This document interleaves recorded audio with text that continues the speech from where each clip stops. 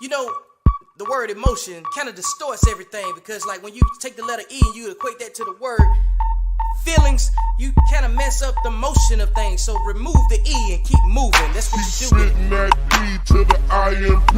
He's spitting that E to the IMP. He's spitting that E to the IMP. Ain't nothing but pimpin' these days. He's spitting that E to the IMP. He's spitting that E to the... Got my face on a bunch of wanted papers. Rolled in town like a desperado. Searching for the gold like El Dorado. Burning money on Jameson bottles. Gonna get rich come hella hot water. Ride for my gang all the way to hangman. Spirits in the sky know that I'm never changing. I'm like a Charles Russell painting, I'll die in the West. Welcome back to another episode of Elevator Dialogue here on the Uncle Junior Network. I am the Uncle Junior, and on the panel today we have Antoine, the other artist Christopher. We have Victor, Buy My Book, Viziant, EJ, Train 'em Up, Jim, and Coach Dwayne Straw Hat Dwyer. If y'all didn't know, Coach does like his straw hats. Go over there and check him out over there on Empowering Perspective Podcast. All right. Also, shout out to the unks, nephews, and women who support the channel, to the show. And let's not forget about our servicemen out there. We salute you and thank you for your service. Shout out to the most elevated chat on YouTube. Hey, man, we're going to get into it in a few minutes. The topic today is going to be managing emotions as a man. One of the things that I talked about yesterday over on Code Talk with Vic. Guys, make sure y'all tune in. There will be a link. Vic, go ahead and drop your link so they can go over there and check out that show from yesterday while we at it. Also, if you're on Facebook, it may be better if you jump over to YouTube. It's a little bit faster, be more live. And while you're over there, make sure you hit the subscribe button. One of the things that has been in the news has been this story about ex-NFL player's brother shooting somebody, football game, all of those different things like that. And so me and Vic talked yesterday, and we thought that it may be a good opportunity to talk about men and being able to manage their emotions. Had said men been able to manage their emotions, maybe the incident wouldn't have happened. I don't have the full story.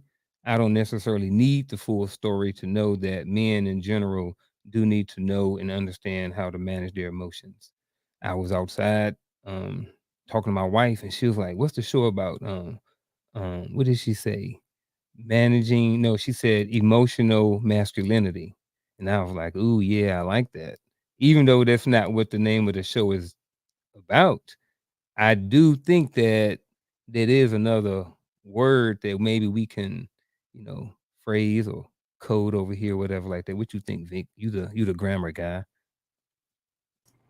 I think we could definitely work it in.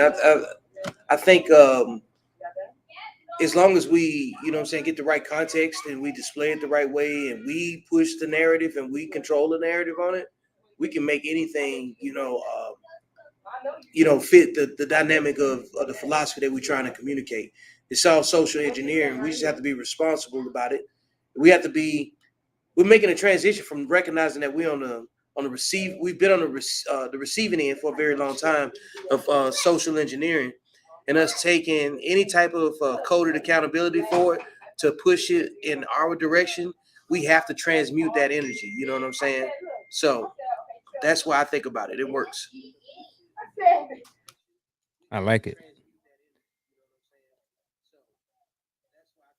Hold on, I'm hearing something. Oh, my fault. That was me. I had YouTube playing in the background. I apologize. Yeah, it was an echo. Yeah, that was me. I apologize again. Hey, we got Antoine Lyons in there. We got Antoine Lyons showing up in the chat, in the comments. Antoine, my man. Hey, look, he was like, he said he was ready for the show today. So I'm glad you're there, Antoine. I appreciate you. That's my dude right there. Hey, me and him work together, man. We be having some conversations over there. Hey, that's a safe space. Me and him know sometimes we go to my trailer and we can just chop it up. You know what I mean? So I think, Antoine, I appreciate you. I'm gonna tell you live right here. I appreciate you, man. I appreciate our conversations. All of that stuff, man. I appreciate you supporting the show. Appreciate you supporting me. Hey, man. So back to the topic, man. Where we at? We were talking about emotional masculinity, us creating a narrative for it. How do we create the context, for it, and basically just another conversation that kind of leads to some form of accountability. You want to start us off with giving a little context behind the situation that we was talking about earlier and that we Yeah, talked about yesterday to kind of yeah. start us off. So, um, like the conversation came about when Yaqub Talib, as you all know by now, has been arrested and charged with murder for killing a man named Michael Hickmon. And Michael Hickmon was breaking up a fight, according to what I read, at the football game. And then somewhere in the course of the scuffle, he was shot by Yaqub multiple times in front of his family and a bunch of other families at a little league football game. So there's some other, speculation, about what the motivation of everything is, but nonetheless, it still resulted in, a trusted member of his community being killed in front of his own people, uh, and it made me start thinking about um, like the margin of error that you have after you making an emotional decision is usually, what I'm saying, it's not much, you just can't afford to make. I've rarely seen people make emotional decisions and benefit from it, what I'm saying, in a positive way. So, not saying you can't. I'm just saying that it's not a safe bet all the time when you run it off emotions, because when that feeling passes, what I'm saying, you left with whatever remains from that. So to think about um, the different dynamics, I got friends of mine that coached little league and been around intense games, and parents and coaches and other referees who have their children out there, uh, basically being a barometer for their parenting. You know what I'm saying? Engaged in unhealthy competitions between parents. For I mean, obviously they want the best for their kids, but like if it's in an unhealthy manner, what's the residual from that? How does that impact the children? So, um, as men who are in leadership roles in our own individual networks and communities, you know, we have to hurry up and take a lesson from that and see how fast it can go left if we come into situations that's really dedicated to other people that we are being of service to, and not making it about us. You know what I'm saying? And I think far too often when you get a situation that produces such a negative outcome like this, it was definitely based on some personal negative motivations that you know um, didn't serve anybody. So we just want to find a way to transmute the negative energy that we see on display and capture the narrative before before someone creates a narrative that we're not accountable. You see what I'm saying? Because it's been too often where when people don't see a conversation, so they create a conversation, that you already have to work uphill from. So we have to have responsibility in that too, because nobody else is going to come in and fix it but us. I have some more details about the story. That was something funny. You guys were on that same wave. I texted one of my friends when I saw that story. Because I'm a football coach. I'm involved with youth football programs. I actually help sponsor a youth program that I'm working with right now. And part of the story was the coach Hickmon. His son was actually playing on his team as well. His son, which witnessed his murder. I guess his son's football was on the other sideline. So he went to go pick it up. After they had heated exchanges with the referees and stuff like that, he went over to the other side, and they said Aquib, the football guy, hit him. So he picked up the yard marker and started to defend himself because they all started to try to jump on him once Aquib did that, and then his brother pulled out a gun and shot the guy. That's what happened.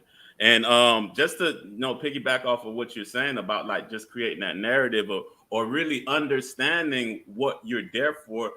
I mean, I'm not a parent. You guys can speak from the parent perspective, but I know just from being an educator, coach, and stuff like that, that you cannot live through your kids. You know, you cannot live through your kids. And just like you said, if you're going to do an act of service, you have to realize what you're doing it for. You're doing it for them. So it's what they want. It's not necessarily what you want. And then at the end of the day, for me being a former athlete, in the back of my mind, I use Garfield knows me. I use fitness and different things to teach people how to tap into their true selves.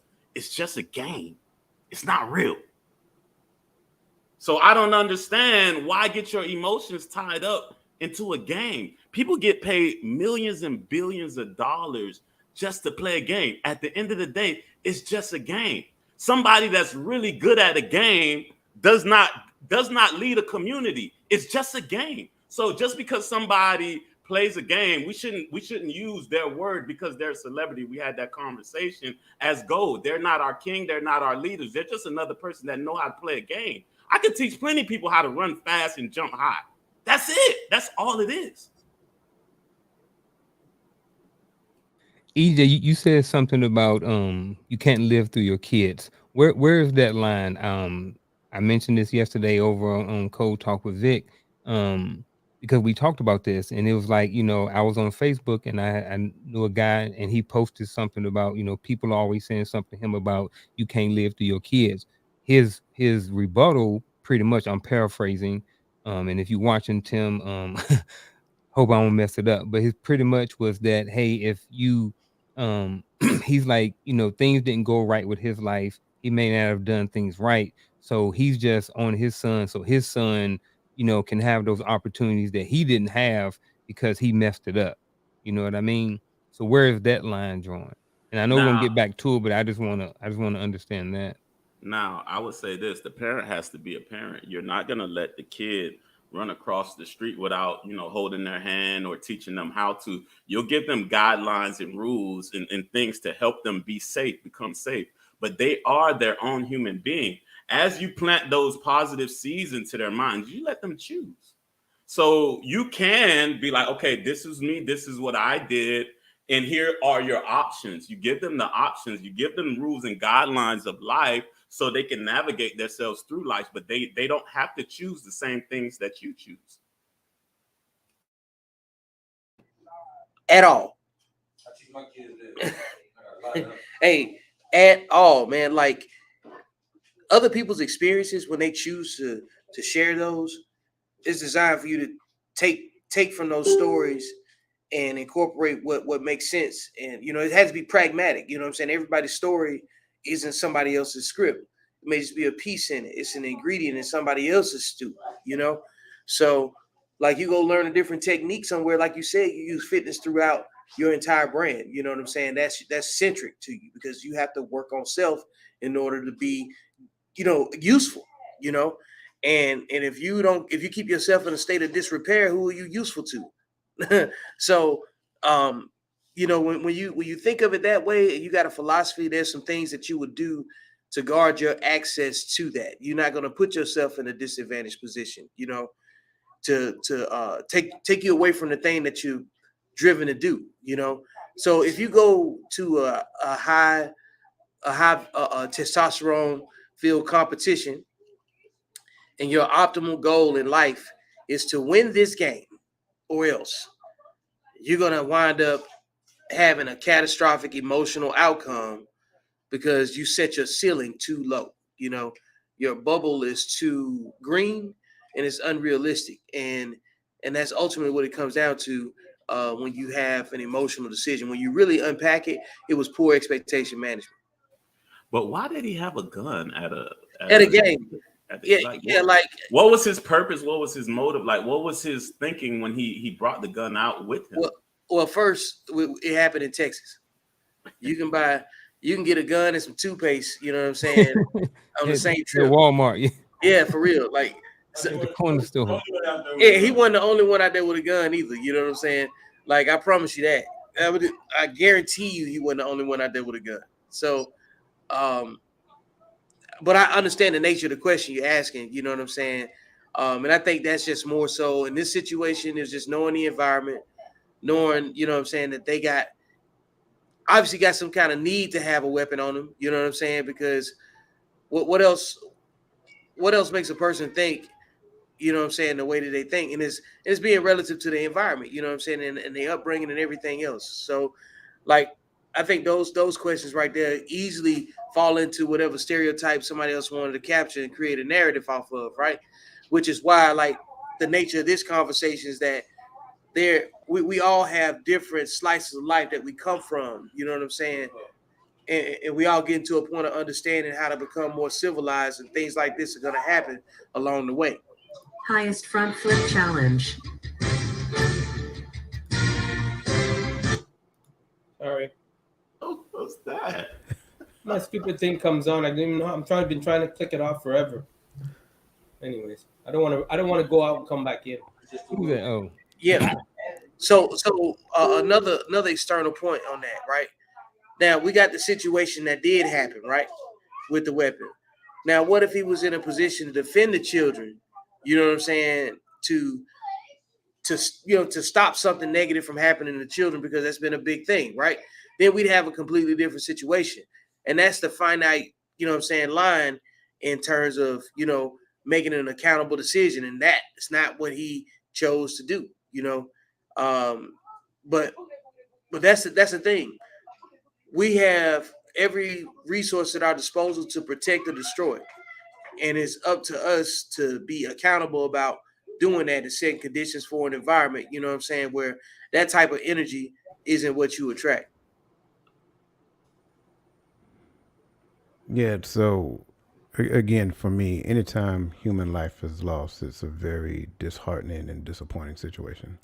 It's even more disheartening and disappointing when, you know, we are taking our own lives. You know what I'm saying? I got it. Natural events occur, car accidents, such things of that nature. That's disappointing by itself. But when we actually inflict bodily harm and injury and death on each other, I think that's kind of like the worst thing we can do. You know, we talked about, and a couple of times was mentioned already, about accountability. And I think I mentioned this last, like, one of the things I like to bring to the table first before we start talking accountability is responsibility. We mentioned parenting, and this is the thing that I have not seen a whole lot of. And in talking with a number of different couples and, you know, understanding how they maneuver in space with their children, one of the things that I've discovered is that a lot of parents don't teach children how to manage their emotions. So because the parents don't teach the children how to manage their emotions, they grow up to be adults who don't know how to manage their emotions. And so unfortunately, their emotions get the best of them. They end up, you know, doing something that is harmful, that, you know, kind of puts some type of detriment in the atmosphere, end up going to jail, somebody going to the morgue, whatever that looks like. And then next thing you know, you have a child that doesn't have a father around, or you're teaching those lessons indirectly based upon your behavior. So when it comes down to this whole piece about, you know, when it considering emotional accountability, we must first take responsibility by doing the thing that I believe everybody must do, and that is personal governance. We have to govern ourselves accordingly, right? Exercise what we call self-regulation. I can get upset, or I can be disappointed, or even angry, but if that moves me to do an act against another person, I am in error. I am not in error about how I feel. I am just in error when how I feel moves me to do an act against another person. So we must be careful when we start talking about these emotions, because emotions are a very powerful thing. Vic said, and I agree 100%, when we make these emotionally based decisions, generally they don't turn out good. Our emotions should be to such a degree it helps us to understand where we are within the context of understanding in the present situation. That's really what the reality of the truth is. That's what my emotions for. They are for me, not to use against you. That's it. Once I understand how I feel about the current situation, I then have to assess it.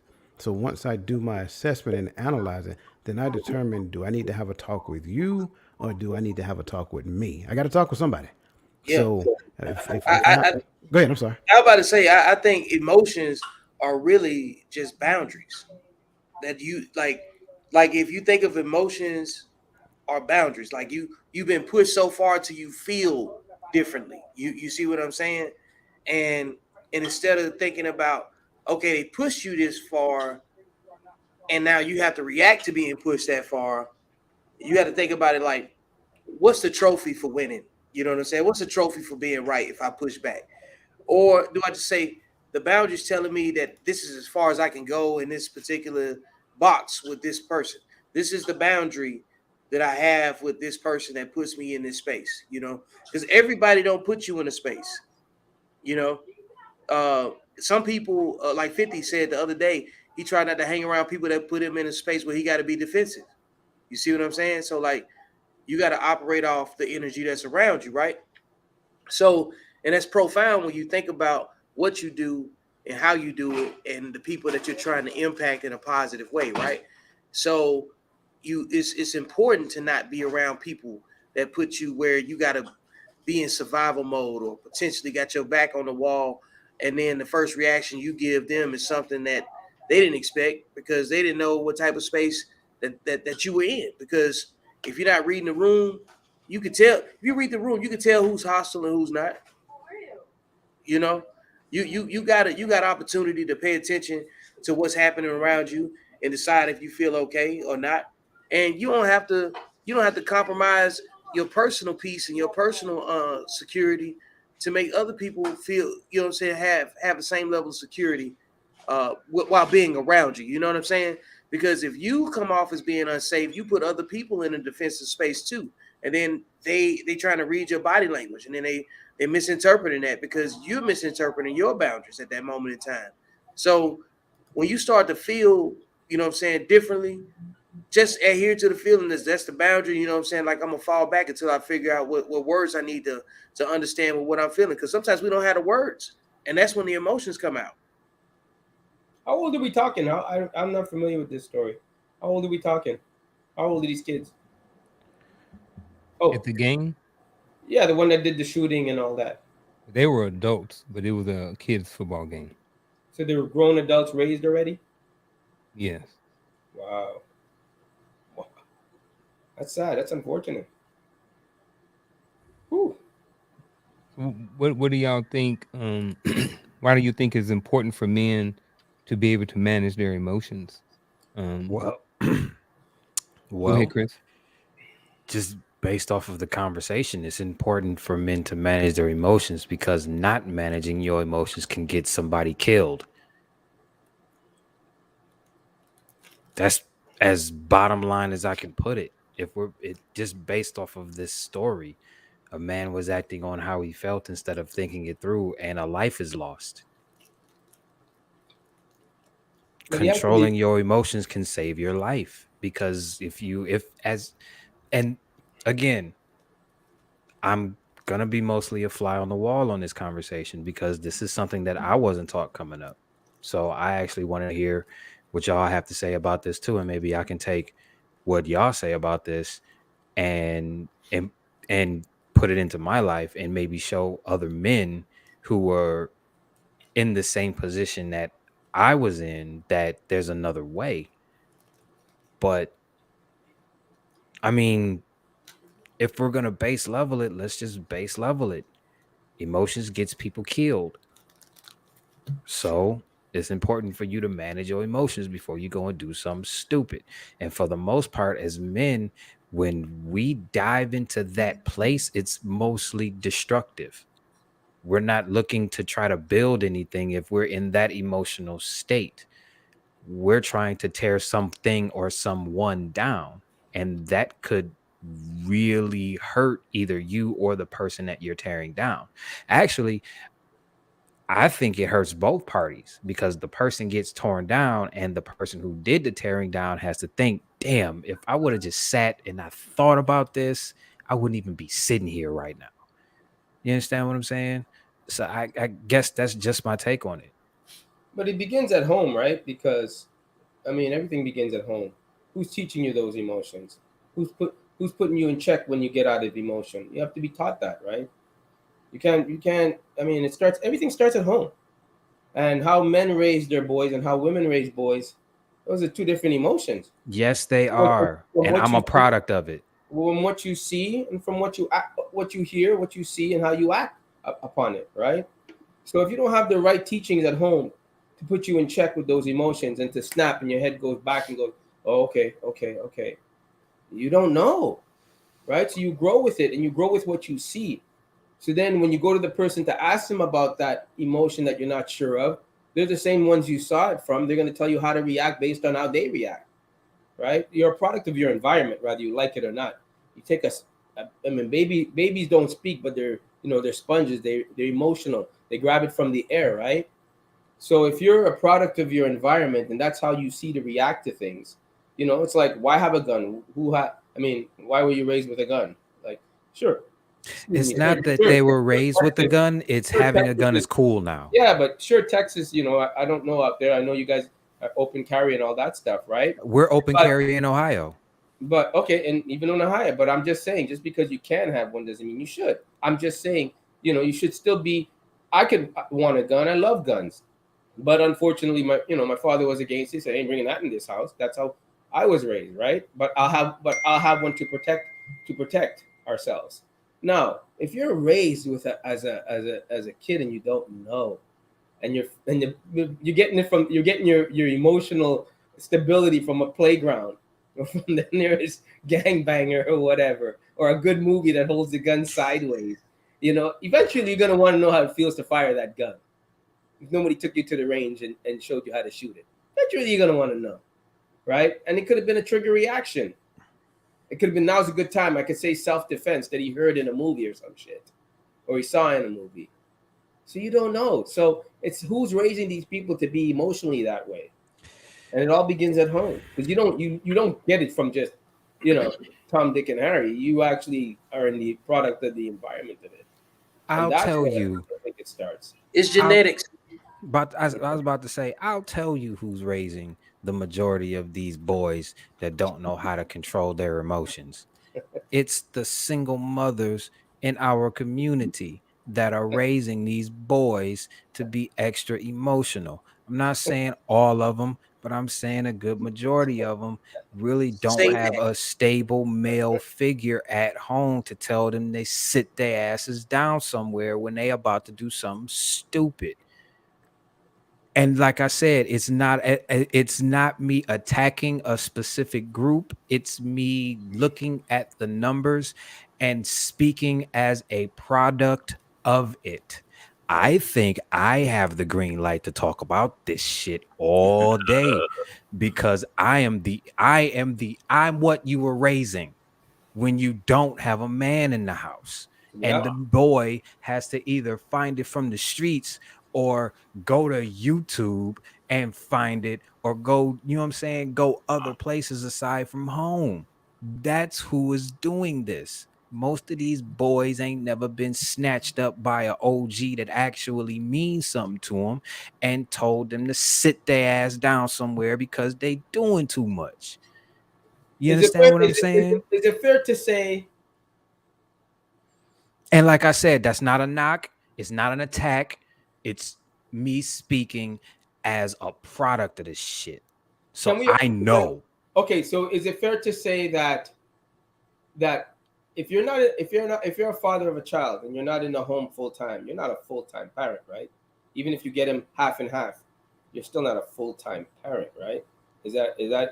Are we in agreement with that statement or no? Are you speaking as let's say your wife has ex-wife. Okay, you said wife. Baby mama. Mostly it's baby mamas, but let's say baby mamas. Let's say you have 50-50 custody. Would you say that you're a 100% father in that child's life, or would you say a part-time father? If you don't live in the same home. I would say you still have influence over the child. No, I didn't ask that though. It's not about influence. You say full-time. No, yeah, you're not a full-time parent if you're 50-50. You're not, right? So, but even that halfway time that he gets with that boy, he can still put something in that boy to tell him, "Hey, you wilding out."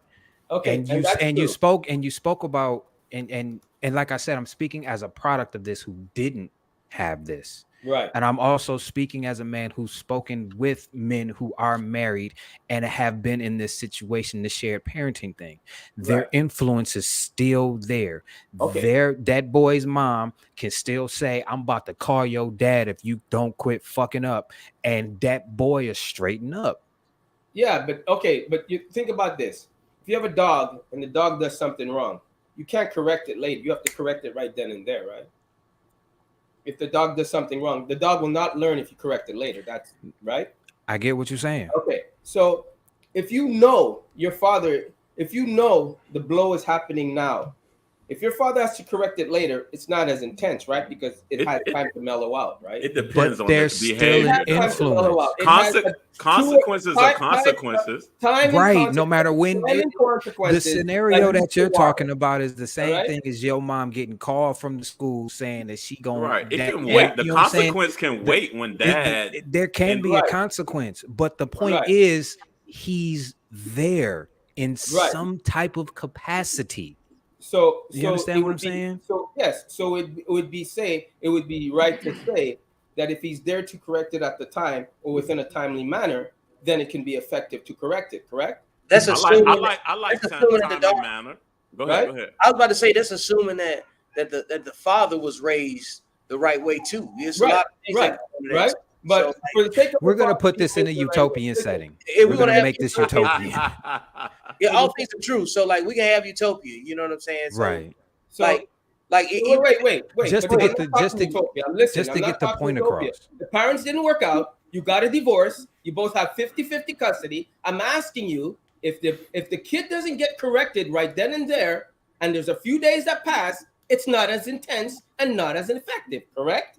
Because it has time to dilute. It depends on who the father Okay, but is. I know getting whooped on the same day, and I might not get whooped if it's a couple of days later because my mom will step in and soothe the blow before I get talked to. Right? It's not the same intensity. It depends on the father. It depends on the father, and it depends on the kid because what he did can fester, and he could be like, "Oh man, with exactly right." So it depends. That gap. It could be a negative thing. It could be a positive thing. It depends on the child, the behavior, all of that. So it's fair to say it's not the same effect. Let's listen to a father. It really is to affect according, really, of how you structure it, regardless if you're in the house or out the house, right? Because the intense with that is if they know you coming, you're gonna stomp down and do what you're supposed to do. That intense, the whole way is gonna be terrifying. And then when you come right away, because when you come right away, guess what?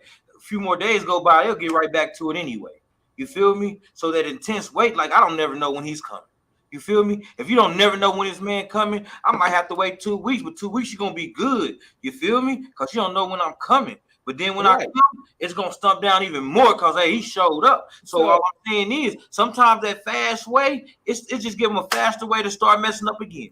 Right. You feel me? But now when you swim like Kingdom Come and you don't know when I'm coming, because hey, that's all you gotta do.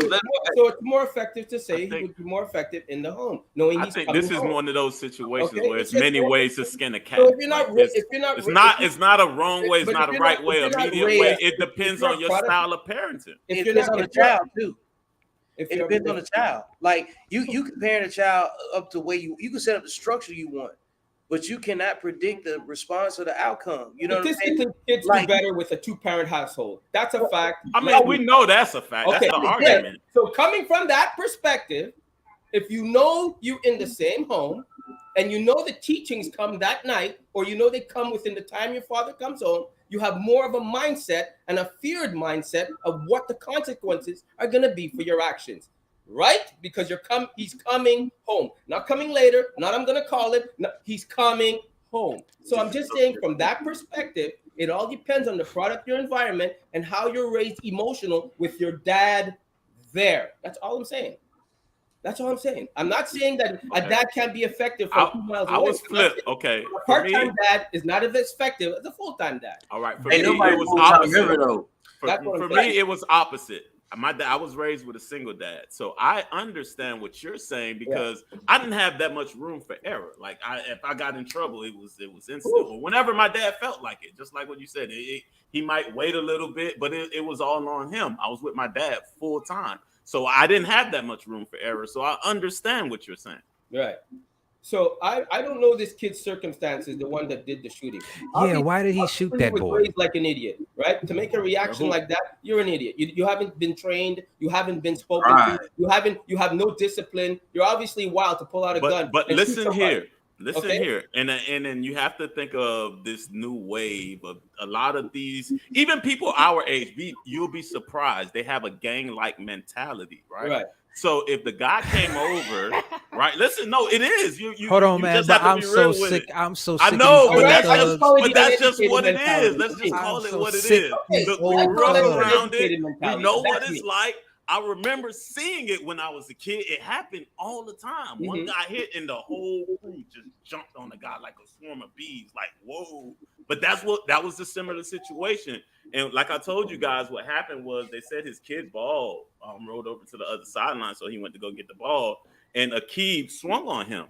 So he took the goalpost and started defending himself. So they all attacked him. And I think because of Aquib, he's the football guy. We don't know. Because he attacked him, the crew had to take care of him. That's just a different perspective. That's just how this mentality is. Right. I can be wrong, but that's what it seemed like happened because it was like 5-on-1. You didn't have to pull out a gun. You can see it on video. The guy swung the thing and they were swinging on him. The guy just pulled out the gun and shot him. His life was not in danger. So 2 lives were lost that day. His for pulling the trigger and the kid that got killed, right? So All because his It was a brother grown swung man. on somebody? or a grown man. So His please, like, brother- 2 grown men. This I'm about involved to mute my But mic. the children were just the witnesses. Yeah. Oh, okay. So, And his okay, son got it. his son witnessed his dad die right in front of him. And they say the guys knew each other. They coached on the same team before. That's why this is kind of weird. Like to let your emotions get that high. But that's usually what happens when people murder each other. They usually Might have been more than that down the line. Yeah, ain't no telling. Like whatever the issue was, it was gonna get handled in some way, shape, or form. And whatever they chose to deal with it on, it made sense to them at the time, no matter how ridiculous it was. And somebody definitely wrote in there and said codeless men. It was definitely a codeless act. You know what I'm saying? When you out here misrepresenting other men that's trying to work on their communities and stuff, and you letting your emotions, you know what I'm saying, at a little league football game, you know what I'm saying, lead to the outcome of somebody being hurt like that and all them families being altered, you might have a whole bunch of people that don't even want to participate in sports anymore. They're so traumatized from it. You know what I'm saying?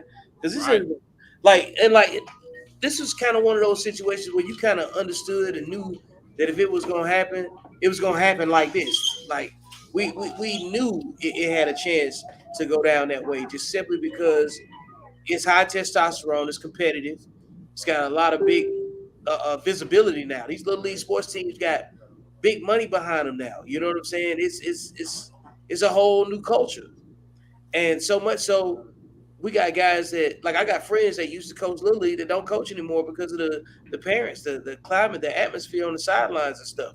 Like, who would have thought that you have veteran Little League coaches that no longer want to coach kids, and based on and it's the parents. it's absolutely true. Hey, can we get the question back, Uncle Junior? Yeah. Because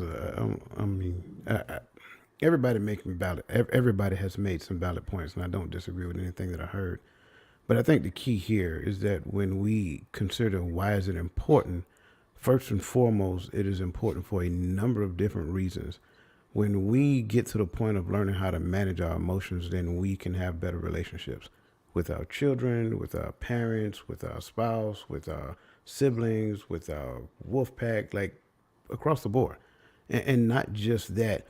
When we learn to manage our emotions, we teach our children to manage theirs as well. So again, we allow them to go through the ebbs and flows of life. So they're kind of like the unwritten rule there is stop telling your child yeah to everything. Like they need to hear the word no so they can learn the resiliency that they need at that particular point in time. And then help them to manage their emotions when they get told no. So I think when we look at this piece of managing emotions help me to, again, I have to go back to it, self-recognition, self-regulation, right? Social recognition, and then social management. So I can never get to the point of reading a room if I never get to the point of self-recognition. That's the key that we have to understand. So me learning myself and learning how to manage my emotions within the context of any given space allows me to get to the point to where I can not only have better relationships, but I can read the room and understand, hey, bro, it's time to go, because I can sense the tension's getting high right now. I don't need to be here. So you guys can handle if you want to, but I got to go. Now you guys get into something, I'm grabbing you and we about to go. I'm not going to let you continue down that road. So the reason why managing emotions are important, because number one, like Chris said, it saves lives. Number two, it develops and maintains relationships.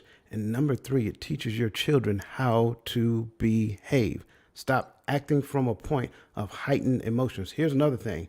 It is a scientific fact that when your emotions go up, your ability to process information goes down. It is written. We need to understand that, and we need to teach that so that everybody gets it. I don't care how big, how bad, how whatever. All that goes out the door. Nobody really cares. That is low level thinking, low energy existing. Let's just call it what it really is. And so for us to embrace that and kind of talk about it like it's a badge of courage, we're not doing anybody any justice, really, if we're completely honest. When your emotions go here, your thinking goes here. In fact, your processing time slows down. So by the time you process what happened to you, you're already in the thick of it, and it's too late to pull out. That's what we have to understand. So teaching these things are of, I can't stress it, it is of vital importance. That's why it's so important. Like, I mean, I think most of these children that are coming out of single parent homes need to either get with a counselor or a therapist, because there's got to be because you're not going to have the professional time to deal with them like that, right? And they're alone, and eating a frozen dinner ain't exactly fun by yourself. So a lot of emotions go through your head. You may want to decompress from the school day you had, and you don't have that person you can talk to. At least with a therapist, you could say, I look forward to my Friday because then I get to talk to him and ask him what he thinks, make your little notes. So there's that escape. So all these, unfortunately, all these baby mamas out there that can't raise boys. You can't raise a boy. I don't care what you say. A boy ain't putting on a panty and a bra. Ain't happening. You can't do it, right? And there's some time at a certain age, when he's 18 and the hormones start flying, you're not closing the door behind him and he's sneaking out through the window. He's doing everything you have no control over, especially if the man is not there to bounce off of, right? Because there's one thing that always kept the boy in check is wait till your father get home. Boom, straight as an hour, room clean, this and that. Wait, you're not going to the park till your father gets home. So they can't do that, right? And I would say the same thing for a man. I would say the same thing for a man if he was raising a girl. Ain't happening, right? You ain't teaching her about the time of the month. You're not teaching her about that nurturing stuff. You nurture in a different way, and she needs to have that feminine release, right? Or at least want to teach her to be Antoine, feminine. can I spin off of that, bro? Because these days, you think these women are peeing standing up the way they are. I mean, they're so aggressive, right? So you have to understand that you need that person there to do the counseling, right? I swear to God, some of these women, when I first came here and they were so aggressive, I said, this woman must pee standing up too. Because there's no freaking way she's behind a pot cooking like that, right? There's absolutely no way a man's relaxing on a couch. And I'm being honest with you, right? So when they come with this, it's because they never had that release. They never had that lesson. They never had that lesson. And you still have to teach a man certain things too. You ain't getting that from a woman. You'll get up to a certain level. Your mom could only do so much. So it's important to get them into counseling and hear it from a man's point of view.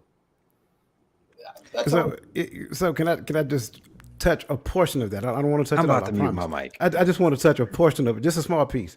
Listen, as a father, I don't want to be the bad guy. So stop telling your child to wait till your daddy get home. You know what I'm saying? I don't want to be the bad guy all the time. If it happened, fix it then. Don't wait till I get home. That's oh my God. That's the worst. Coach, there's only a certain amount of level he gonna listen. No. I got that part. Okay. But the child need to understand that the parents are on the same team.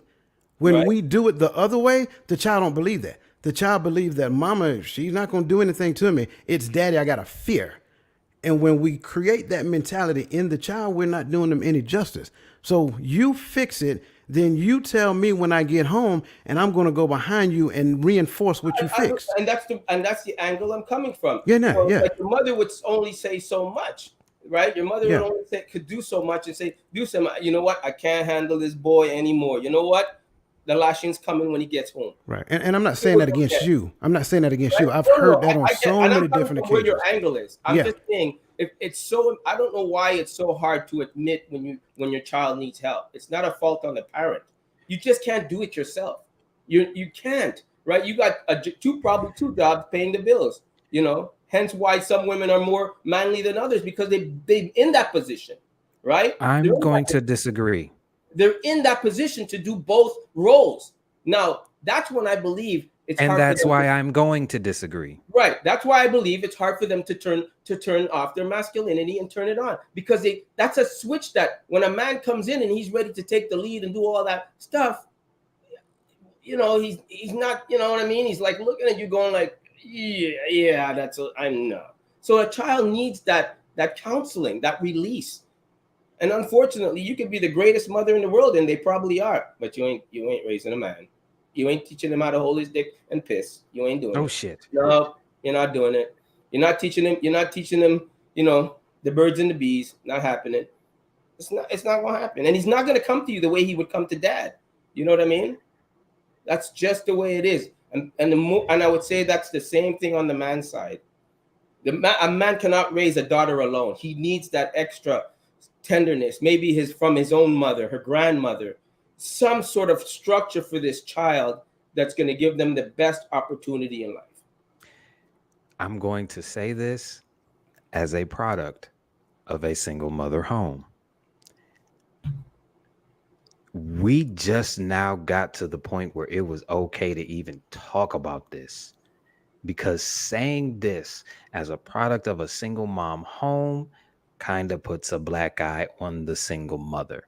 And the single mother, especially in our community, is exalted as perfect. If you go against mama, we got a problem. But the men who were raised in these environments, who didn't have a solid father at home, are now talking about all of the things that we have to unlearn, like thinking before we emotionally act. We were never taught this. This is new information. I always say this when I come on here. When I speak, I'm speaking for the men who are doing what I'm doing and had to deal with what I had to deal with. This is all new to us.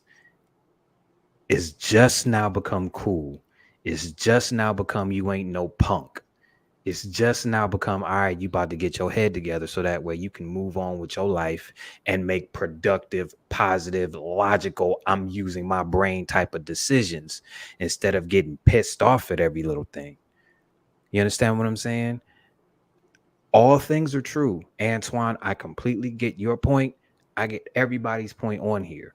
But we have to continue to understand that there is a huge portion of our male community that didn't know that this was okay. Yeah. Hey, Chris, I'm gonna jump in real quick, man. It seems like, you know, a lot of us, well, all of us at some point, we either got it growing up or we got it along the way. So as you are transitioning, I don't know where you are in this space as far as do you fully understand this, or are you fully transitioned? But how have you been able to manage your emotions? You know, where have you been getting the information from that has allowed you to be, or where you are with managing your emotions at the present state? Like, where have you been getting information since you didn't get it growing up? Where did you get it, or where are you getting it from? Either one. I went to look for it. When I found out that it was okay for me to go find it, I went to look for it. There you go. Google is your best friend. YouTube is your best friend. BetterHelp is your best website.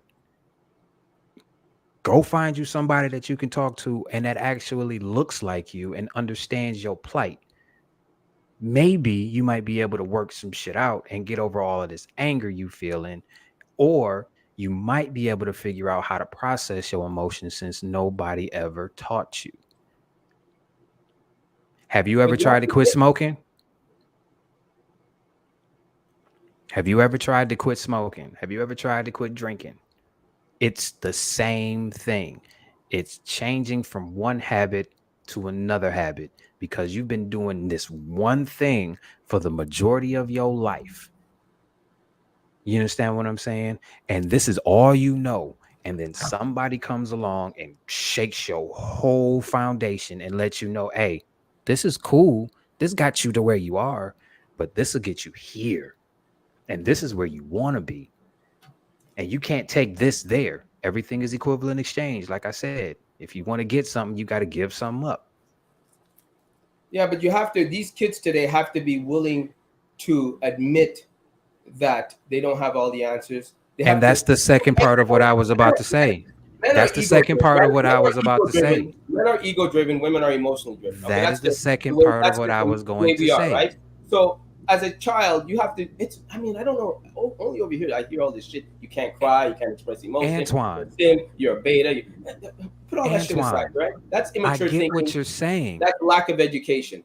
That is my second part of this. That's where I was going to go next. Exactly, you have to let go of the ego.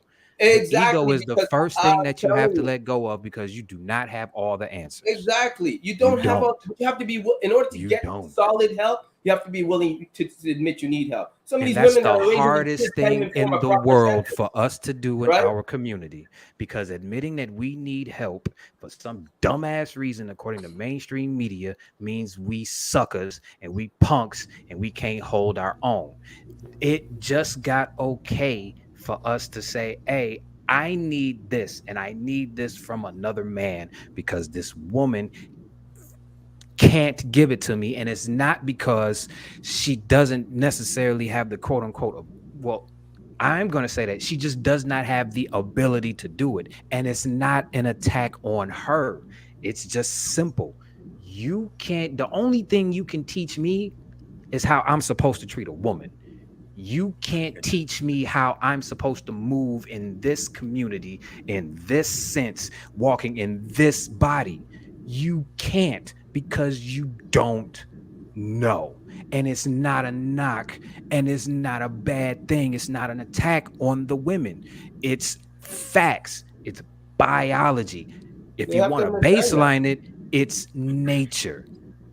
And nature does not give a fuck. But single mothers have to understand. Single mothers have to understand it's not a knock on them if they can't raise a boy. I'm not saying you can't raise a boy, nurture. Right, we're not attacking you. But they have to lose the mentality that it's an attack on them, that they turned out bad because of them. No, they turned out bad because they didn't have it. And it's not that they didn't have it because of you. There was nobody there to give it to them. It's you were working 8 hours a day, 12 hours a day. It's not an attack on you. You ain't Superwoman. That's a great song, but let's be real. You ain't Superwoman, right? So it's not an attack on you. And the minute you admit you need help in that area, then you'll be able to find it. And things fall into place when you're ready to accept it. They just happen to fall into place when you open your mind to it, right? So these kids that are raised with you can't cry in front of a man. You can cry anytime you damn well please. It's called an emotion for a reason, right? But it's okay. You have to hear another man tell you it's okay. Let it out, boy. I would rather you cry in front of me instead of pulling out a gun and shooting somebody just because they swung on your brother. Exactly. Chris, you hit it on the head, man. It's just about unlearning what we thought, because of, just like you said, it, the media gave it to us. This was not a reality of ours. The media has trained us to be a certain way. The media has trained us, not knocking the woman, but to, in a sense, they promoted the whole independent woman thing. It was like a wave, you know what I mean? So the media gave that to us. We have to understand, and we have a responsibility as people to say no to that.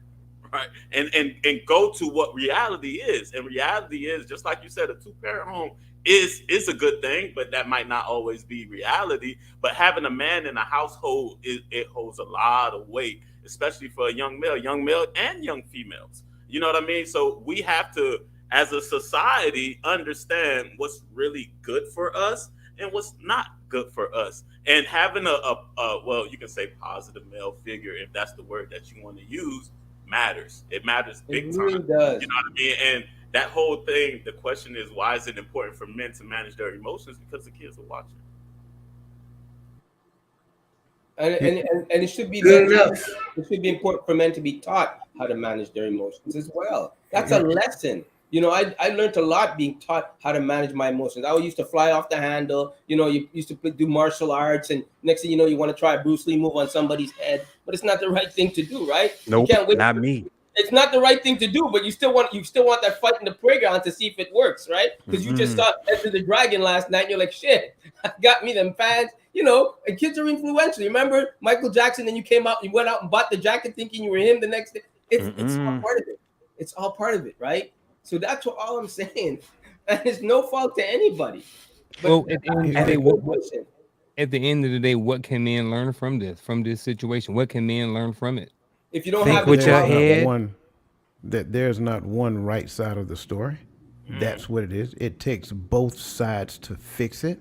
And as long as we keep going back and forth and pointing the fingers at each other, that we're never going to fix it. Here's the other thing. The only way that you're ever going to fix a problem is humbly accepting your fault within the problem.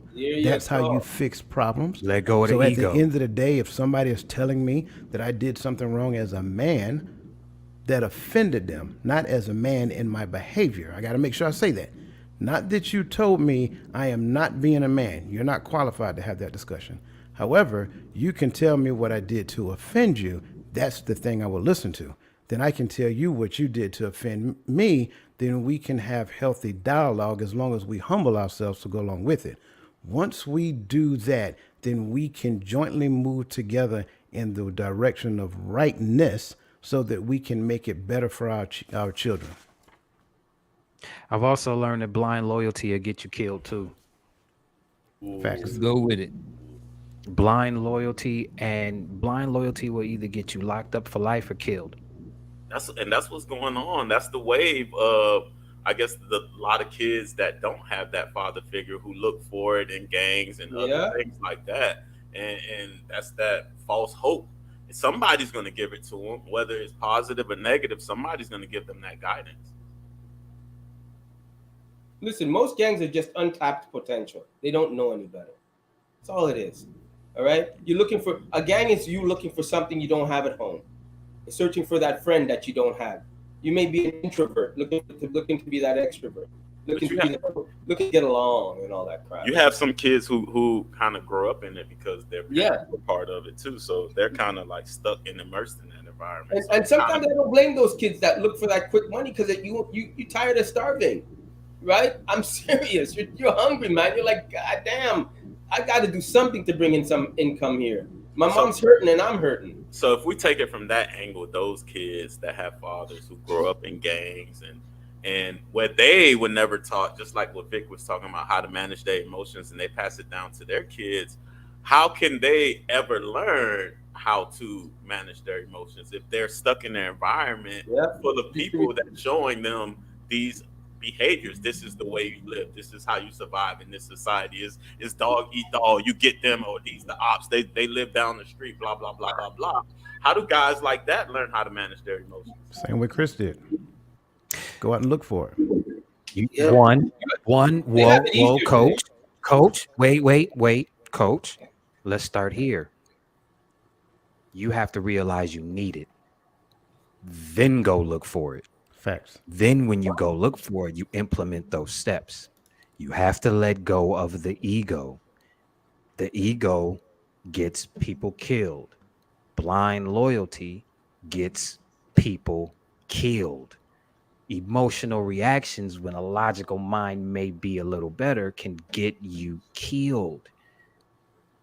You have to realize that. Most men don't realize that until they feel like their potential is about to go away, or something major happens and they like, oh, this ain't it. Like they go to jail or they see somebody die in front of them.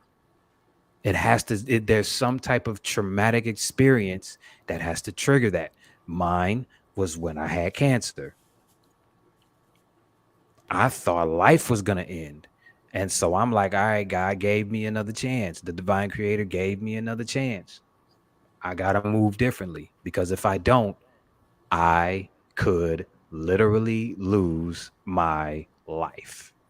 These kids today have to go look for help, and they have, I like said you that said, in the beginning. They have to realize they and need it's it there. first. It's there. And that's another thing that they need to realize. It's out there, and it don't mean you a punk when you go get it.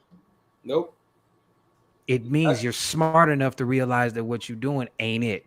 And you got to do something different, but you don't know what to do. So you're going to go find somebody that can tell you how to do it. And lose the ego when you do it, because you ain't got all the goddamn answers. You're not as smart as you think you are. Yep. It's like going to look for something that you don't even know you need to go and look for. You know what I mean? Mine, honestly, a big transition happened to me during the pandemic. You know what I mean? Like, a lot of things opened up.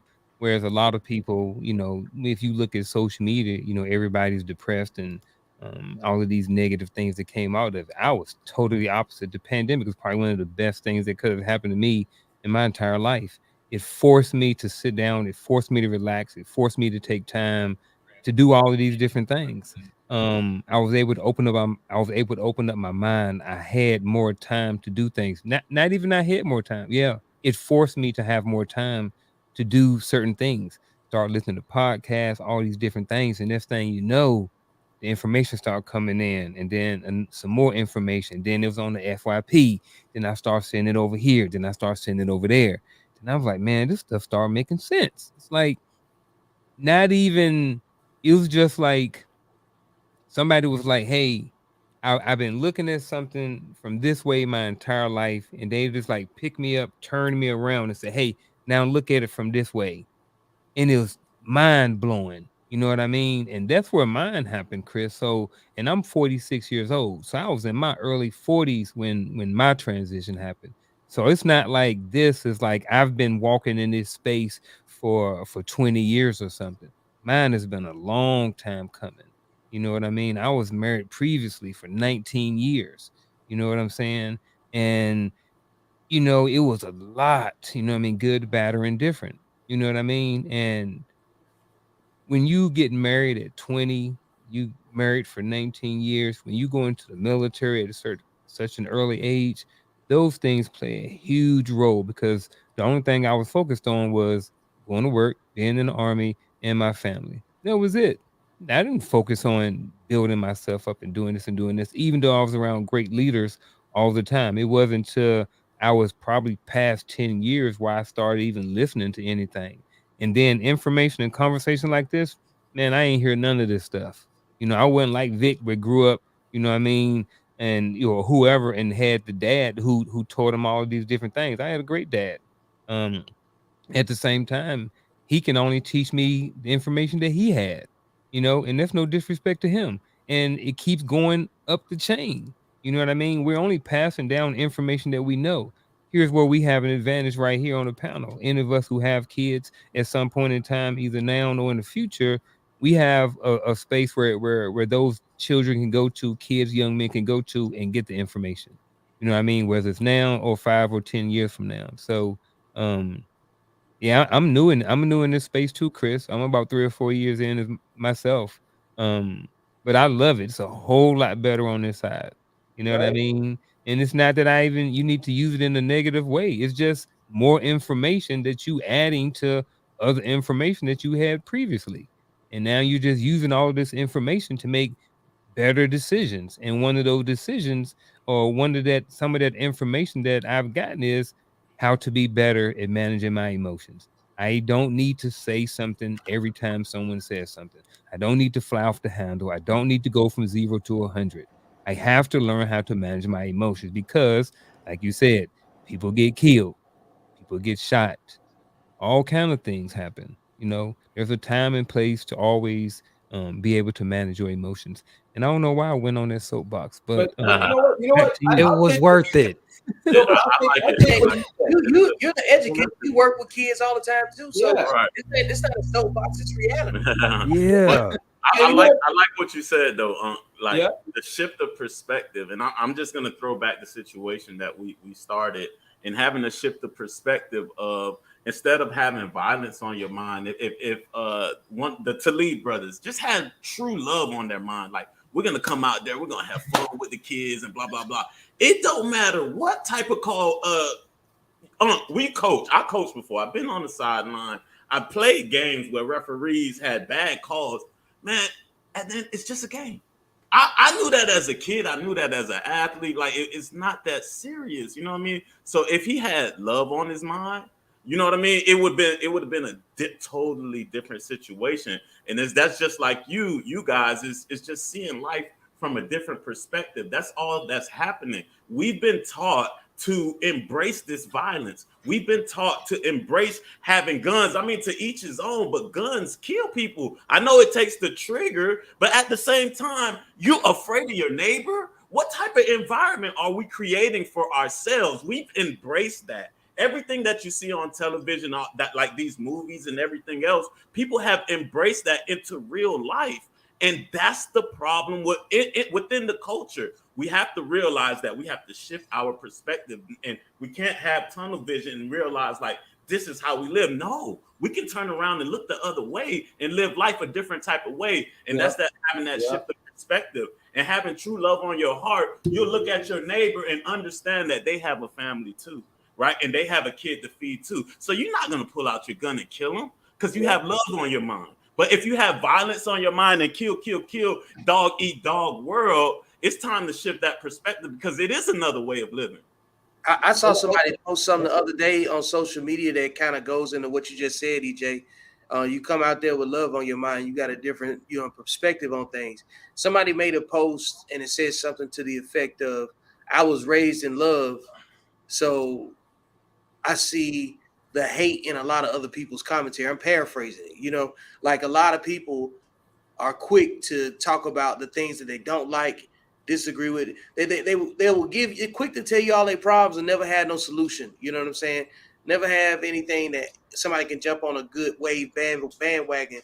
You know what I'm saying? Like, so many negative narratives that your first response has to be to assume something negative is about to happen.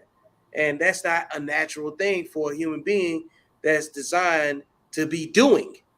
Okay? So, like, if you're going to be a human being and you should be doing, you shouldn't be doing. So you got a choice to choose something negative or positive, be doing with your time and your breath. You know what I'm saying?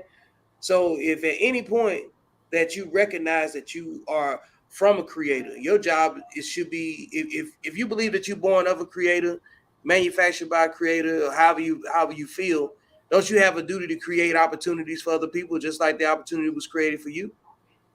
So if you're going into creating opportunities, you got to come from a place of love. So I agree exactly what you're saying, EJ. Like, you have to be in a negative space to even feel low vibrational energy to decide how you want to respond to it that day. I don't give a damn who it is. If they put you in a space, like I said earlier, if it puts you in a space where you feel defensive, like you feel like survival mode's on, when you get that in tune with your emotions and everything, when you start feeling the difference between the two, you recognize that you don't need to be connected to none of that. You know what I'm saying? That's your boundary. That's your invitation to leave. I was just about to talk about that. I was just about to talk about survival mode, and we need to get out of it. And I want to say, we need to get out of survival mode. We can't be in survival mode like that. It's not kill or be killed out here. That's just what mainstream media wants us to see. Nothing but emotional decisions being made. That's what I'm saying. Like, it doesn't. That's what I'm saying, man. It doesn't have to be like that. We're not out here trying to survive and in the wilderness like we was back when we didn't have nothing. Everything is pretty much automated right now. I could fall out of my apartment and get something to eat.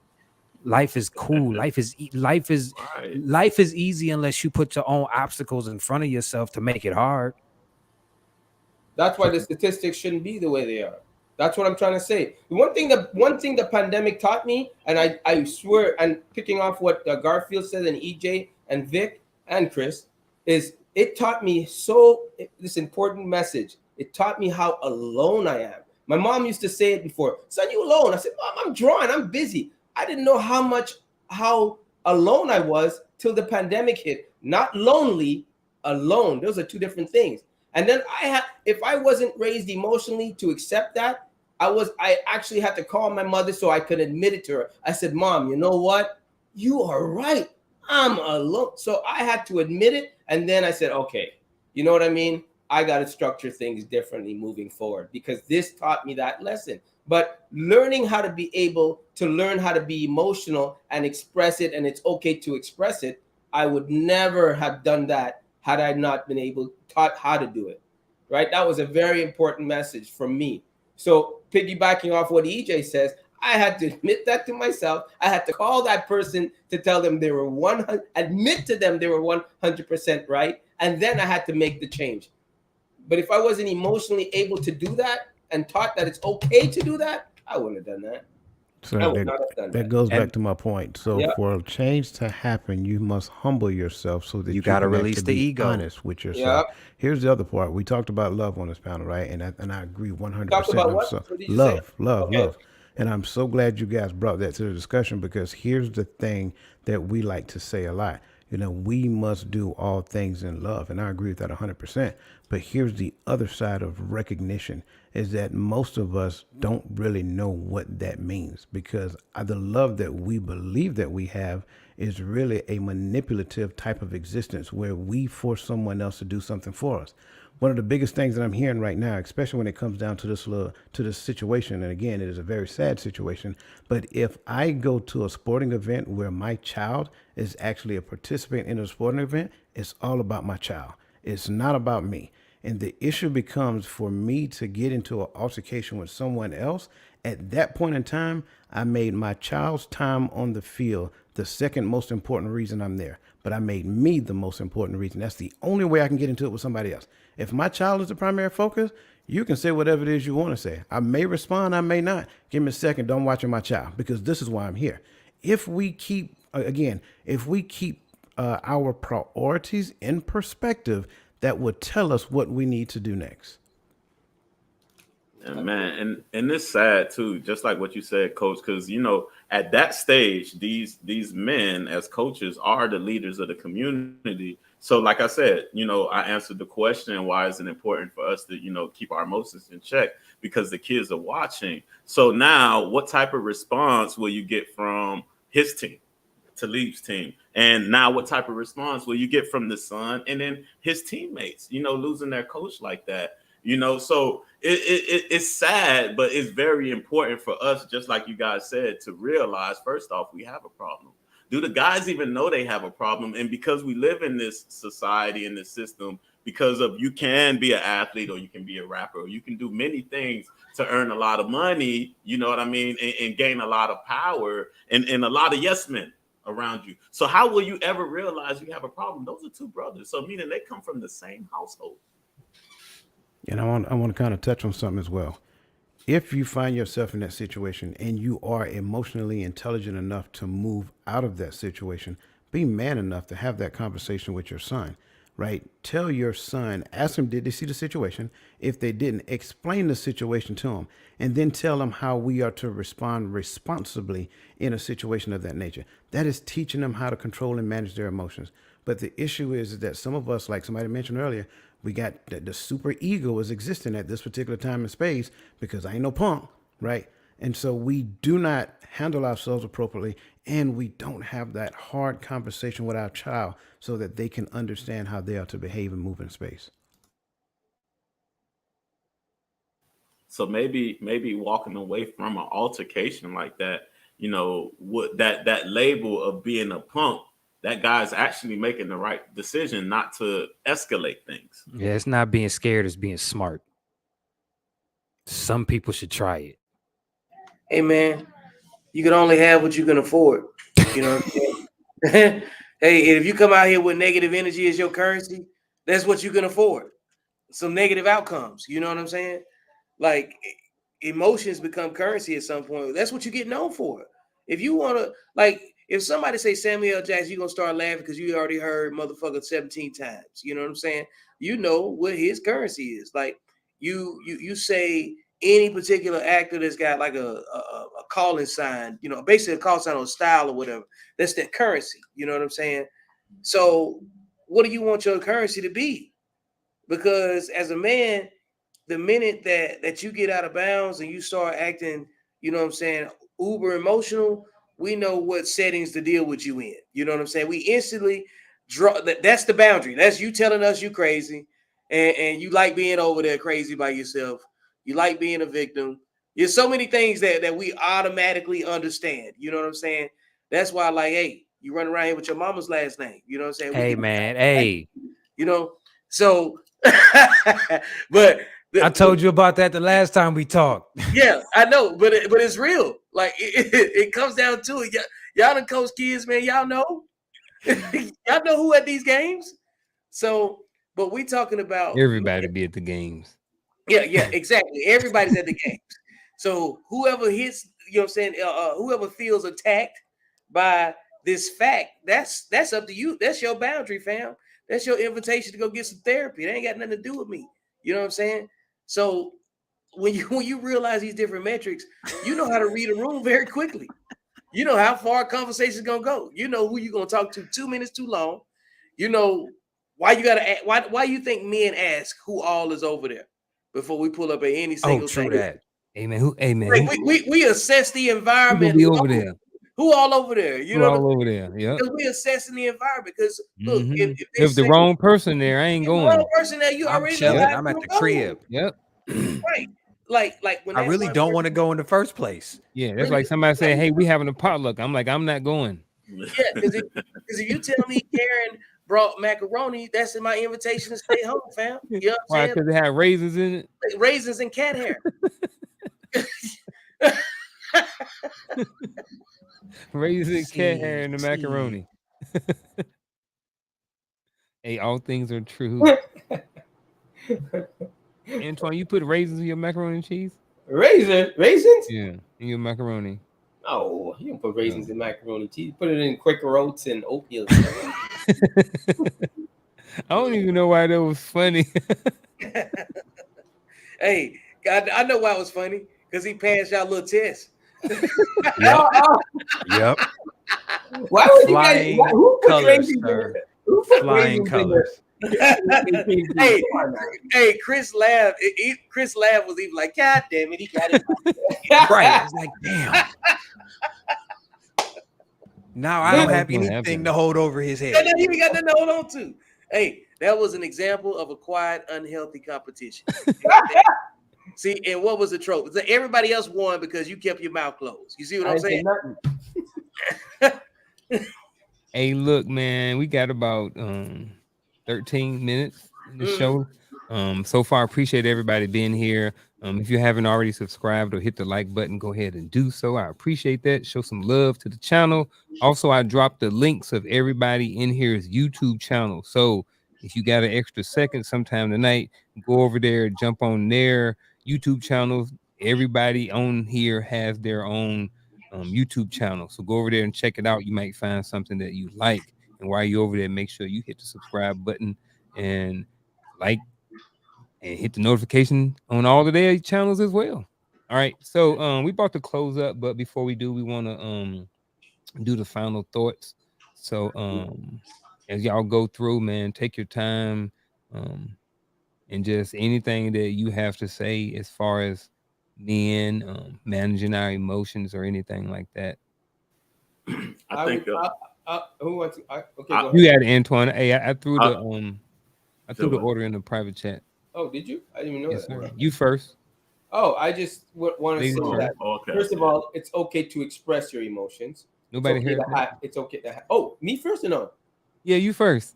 Oh, okay. Just check. Oh, yeah, because EJ said it. Antoine always first. No. Yeah. So I would say, hey, because you sometimes you make the most valuable point. That's why I got to put you first. Oh, look at that! Trying to. You know what I'm saying? Hey, Antoine, you know what? Here, rock with it, Antoine. I got you. Okay. Oh, come on! Don't do that. I like to see other people laugh at me. I would say that it's okay. First of all, it's okay to have emotions. First of all, because then if you have emotions, you're able to express them, and someone can teach you about them and let you know it's okay. And another thing. Go out and find it. It's easy today now. Now you can find the help you want if you don't have it at home emotionally. You need a man to talk to. There's a lot of them. You even got coaches on right here on the panel, and you got coaches on YouTube and all kinds of stuff. Check out his channel. There's mentors out there now to help you with your emotions. First of all, admit that you need the help. And to be emotionally accountable for your actions, you need to be taught how to handle it. And that's an ongoing process. Even to this day, I still get taught certain things emotionally, how to react. I still get taught today, even listening to some things that you guys say, I'm like, you know what, that's true. And then I go back and look and say, and assess the situation and realize you're right. But I'm able to admit when I'm wrong, and I love being able to admit when I'm wrong. You know what I mean? Because it helps me to learn. If your cup is full, I can't learn nothing from you, because that's your ego talking. Nobody's cup is full. But when you come from an angle like that your cup is full, you're really not going to reach me. But if you come like you're learning as much as I'm learning, you just have something that you could teach me, I'm going to absorb it like a sponge emotionally, and I'm going to talk about it, and I'm going to express it. So don't be shy or don't be scared to do that. If you don't have it at home, find it. That's one of the main missions in life growing up. Find what you're missing. That's it. I like it, Antoine. All right. EJ. All right. Man. What I would like to say is, it's okay to, just like we said before, to unlearn whatever you learned as a kid, whatever society gave you. It's okay to unlearn and reprogram yourself and understand that there's another way of doing things. And I like to say, tap into your heart space. When you tap into your heart space, just like what Coach mentioned, going to the game, your attention will be on your kid. Your kid or your team, or making sure they're out of harm's way, not creating an environment to put them in harm's way. So I would say have a shift of perspective, unlearn what you've learned, and learn how to tap into your heart space and learn how to truly put other people first, because life will give back to you whatever you put out 10 times, tenfold, what I like to say. So if truly in your heart space, you're out there creating an environment where kids can learn, where kids can have fun, and families can have fun and grow, and we can learn and fellowship with each other, then you'll get that back 10 times. So like I said before, we have to unlearn the things that has been programmed into us from society, learn how to tap into our heart space so we can have a shift of perspective. Chris, final thoughts?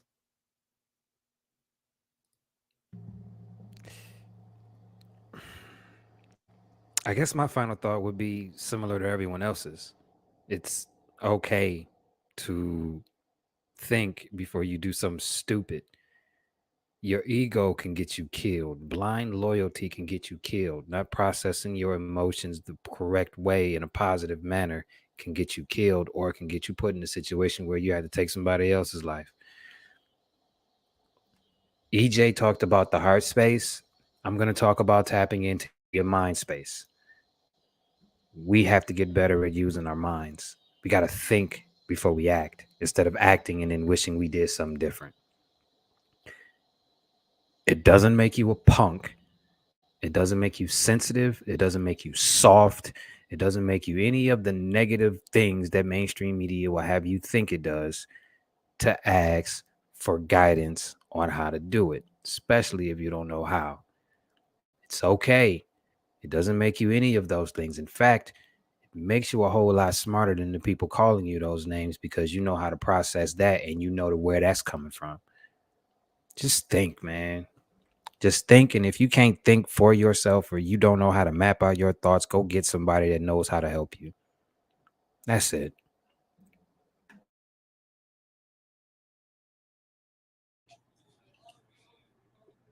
I like to wait for my announcement too. I mean, you brought everybody else up. I'm trying to keep you consistent. Ladies and gentlemen, ladies and gentlemen, all the way from Alabama, by the way of the military, by the way of Killeen, Texas, none other than Victor the Code Viziant with his final thoughts. Man, you gonna do all that? You ain't got no sound effects. You know what I'm saying? It don't hit the same. Like, you ungrateful so and so. I gotta get some. Hey, the audacity, right? The audacity, So, but you see how petty he is. You know what I'm saying? He would introduce me, and then when I say something, now he want to overdo it. Now I'm the problem, because mental consistency, consistent fitness, consistency. You know what I'm saying? Was inconsistent. And then I'm the victim. You understand what happened here? You know? Oh man. Yeah. But no, you already know I got a little petty in me. oh yeah, a little bit. They don't Hey, see it, I you know? had 4 sisters. I'm bound to have a little bit of petty in me. That's one of your fluent languages, you know what I'm saying, by default. Once Petty and jive. Petty and jive, Yeah. like you're telling your age, man. So I will say this right here on managing emotions, man. Like emotions are currency. You know what I'm saying? People like to do business with folks that they can feel safe and confident around, that you're not there to destroy something. Like your most destructive people are usually folks that can't manage their emotions. That's what they use for, you know? And when you start getting into the weeds of it and you start thinking about your most optimal outcome, your emotions dictate what you really care about in the future. You know what I'm saying? Like if you, like for instance, if you see yourself retiring in a very comfortable spot with money, you know what I'm saying, resources, surrounded by loved ones, then the decisions you make now affect the outcome of that future that you see for yourself, you know? So even if you think and stop for a second, you are really breaking your own contract if you make an emotional decision that results in a negative outcome. You broke the contract with yourself first. You know, nobody else put you in that situation. You took yourself out of your situation. You mismanaged your opportunity and your outcome. You know what I'm saying?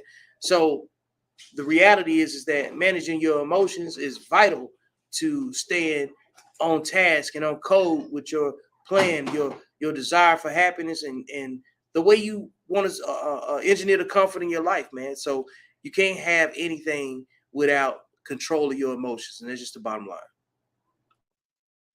Hey, y'all heard that, didn't y'all? Y'all heard Coach coming up here. We got the music playing for him. Y'all hear that? Are we about to introduce the Pistons too? No, Hey, we just Coach. You see what I'm saying? Like you see how it went a whole nother notch. Like I didn't look what I had to do to get a little bit. This man, you know what I'm saying, 6'6" from North Carolina. You know what I'm saying? But listen, I was just going to wait because I didn't get the introduction. I just got the music. Come on out, bro. Just come on. Hey, I was the introduction.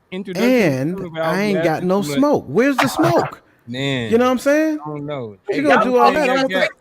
You see how y'all got no smoke? A minute ago, and That's all I got.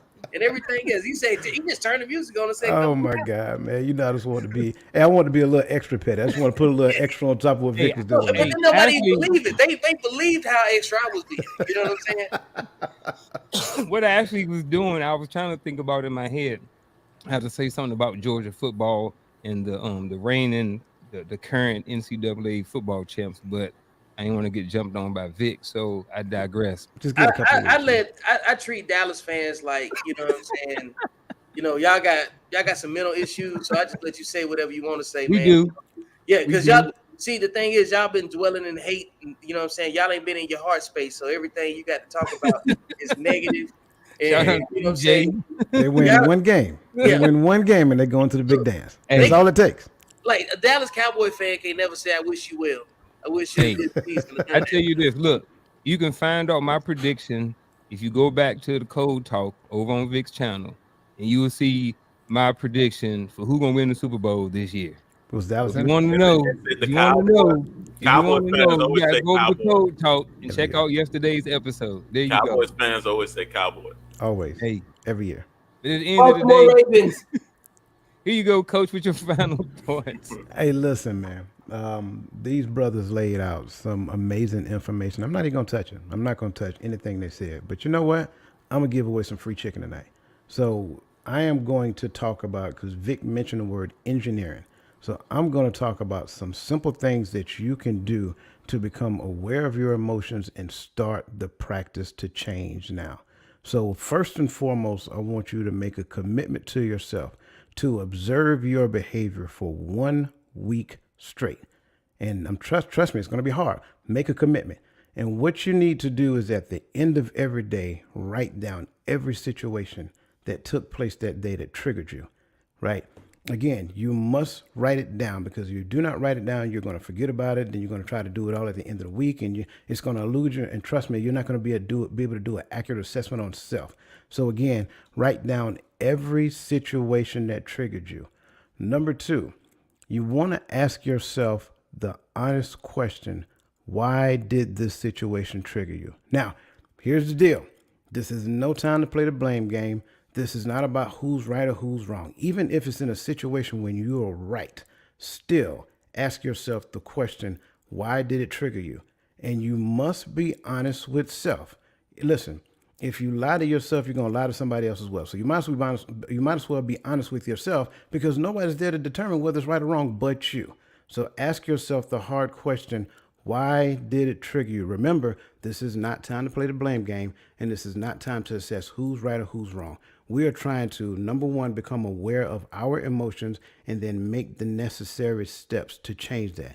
Once you understand why it triggered you, then ask yourself the question: what can I do differently the next time? Spell it out. Be as specific and as detailed as possible. And then what you want to do is you want to do some analysis within the situation, right? So you want to red team it. So if they did this, my response could have been this.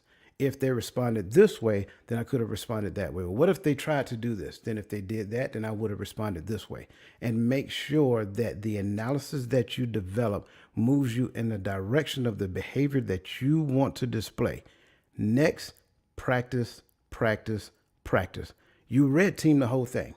You already did the what if analysis when it came down to a particular situation. If you practice it from time to time, what you're going to find is that you're not going to perfect it the first time.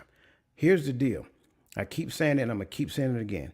Perfection is not the goal, but progression is always the key.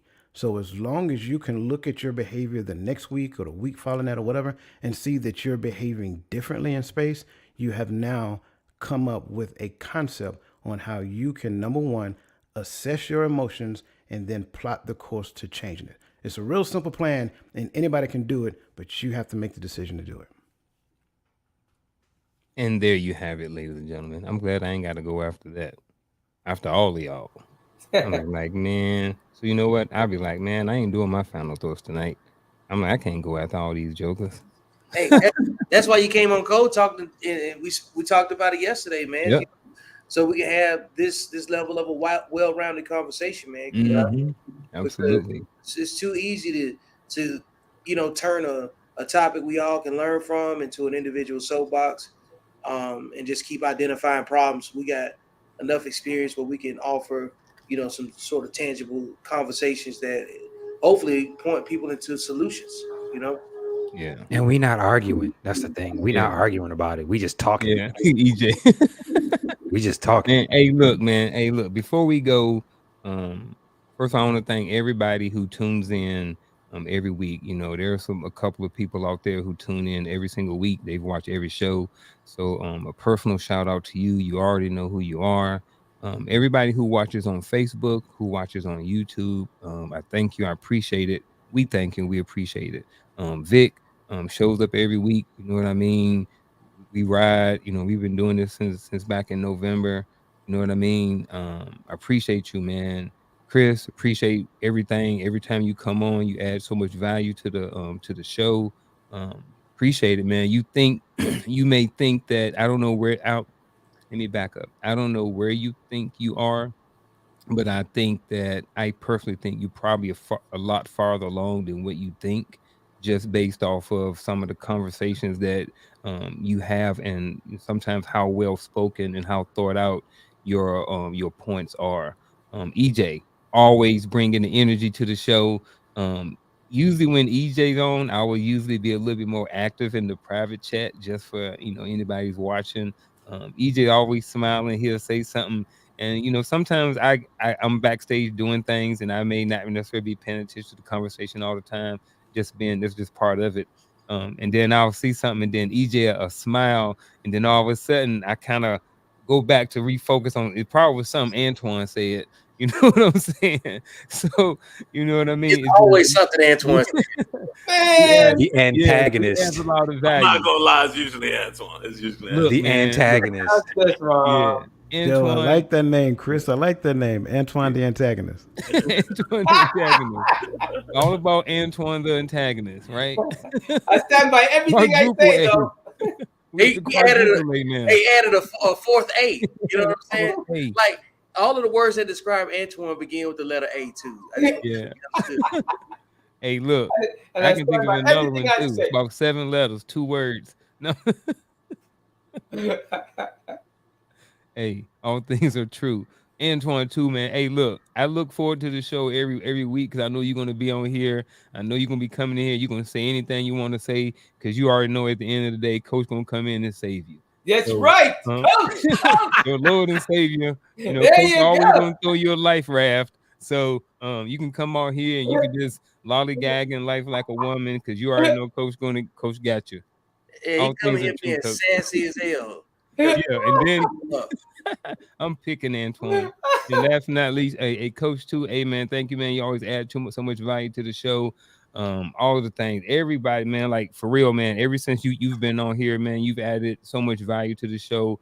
And like I said, I wanted to take this time out, a few minutes to thank all of y'all personally. You know, everybody who's been on here since day 1, day 2, day 3, whenever you came aboard, and however you impact and add value to the show. So I rock with y'all because at the end of the day, all of y'all add some sort of value to me. And I want to make sure that I'm doing the same thing to you guys. So like I said, I want to personally, you know, thank y'all on the show, not just behind closed door. I want to publicly acknowledge you guys. So now I'm about to go home. I mean, I'm about to get off here. I'm gonna go cry and all those other things like that. So until next week, man, I love you guys. I love all y'all. Go out there, have a great night, have a good week. Football season, Friday, game 1. Let's go out there and go do our thing. Right? Or not? Hey, that right there is the delusion of a Cowboy fan. Hey, man. All of that he said to acknowledge y'all is just so you can say, let's go out here and say, how about them Cowboys? Everything was a prep for that. You see what I'm saying? Hey, but look. No, hey, we appreciate. Hey, we love you too. Appreciate the public acknowledgement, you know, and just creating a platform and making it kinetic. It went from a conversation to a visibly recorded, you know, document, pretty much. You know, like people can go back and look at the start of this thing from last November to where we are right now, and it's a ton of content, man. So we've been at this almost a year already, and it don't even feel like it. So. Yeah. So, gents, I'm out of this place. Yep. And last but not least, folks, how about them Cowboys?